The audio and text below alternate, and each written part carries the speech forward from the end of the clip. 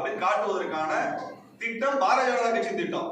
ஆக பாஜகவிற்கும் RSSக்கும் கூலி வேலை பார்ப்பதற்காகவும் தனக்கு வாக்கு வங்கி அதிகமாக இருக்கணும் காமிக்கிறதுக்காக தான் பெரியாரை இப்படி இழிவா பேசி ஓடி போயிட்டார். அவர் விவாதத்துக்காக வரமாட்டார். அதனால அவருடைய நோக்கமே ஈரோடு இடைத்தேர்தலில் பாரதிய ஜனதா கட்சி ஆதரவாளர்களின் வாக்குகளை பெற்று தமிழ்நாட்டில் பெரியாரை இழிவாக பேசி வாக்கு வாங்கிவிட முடியும் என்று இவரும் காட்ட விரும்புகிறார், RSSம் காட்ட விரும்புகிறது. அதனாலதான் இவரை சங்கி சீமா நாங்க சொல்ல வேண்டிய இடத்துக்கு வந்து நிக்கிறோம். ஆனா அங்க ஈரோட்ல அதிமுக இவங்களுக்கு, அதாவது நாம் தமிழர் கட்சிக்கு வாக்களிக்க மாட்டாங்க. காரணம் என்னன்னா, இவர் ஏற்கனவே 2 ஆண்களுக்கு இடையில ஒரு பொம்பளை படுத்திருக்கா அப்படின்னு சொல்லி கலைஞரையும் எம்ஜிஆர் சமாதிக்கு இடையில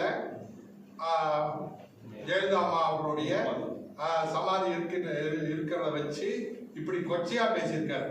2 ஆம்பளைகளுக்கு மத்தியில ஒரு பொம்பளை படுத்திருக்கா என்று ஜெயலலிதாவை அவ்வளவு கேவலமாக கொச்சையாக பேசியிருக்காங்க. நிச்சயமா அது அதிமுக தொண்டர்களுக்கு நல்லா தெரியும்.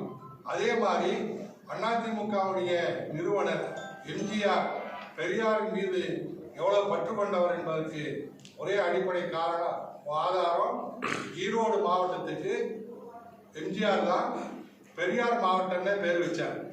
1978 பெரியாருடைய 100ஆண்டு விழாவில் தமிழ்நாட்டிலே ஒரு மாவட்டத்துக்கு பெயர் சூட்டியது ஈரோட்டுக்கு தான். பெரியார் பெயர் சூட்டினார்.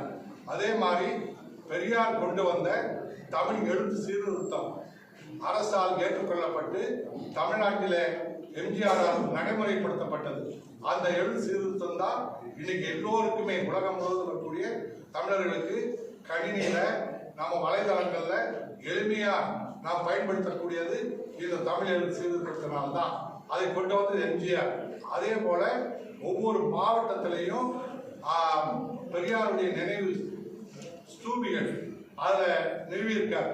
அதுல திராவிட சமுதாயமாகிய இந்த சமுதாயத்தை மற்ற இனங்களைப் போல மானமும் அறிவும் உள்ள இனமாக மாற்றுவதற்கு எனக்கு தகுதி இருக்கோ இல்லையோ நான் வந்திருக்கேன்னு ஐயா சொன்ன வாசகம் ஒவ்வொரு மாவட்டத்திலும் தலைநகரத்திலையும் பெரிய எம்ஜிஆர் தான் நிறுவியிருக்கார்.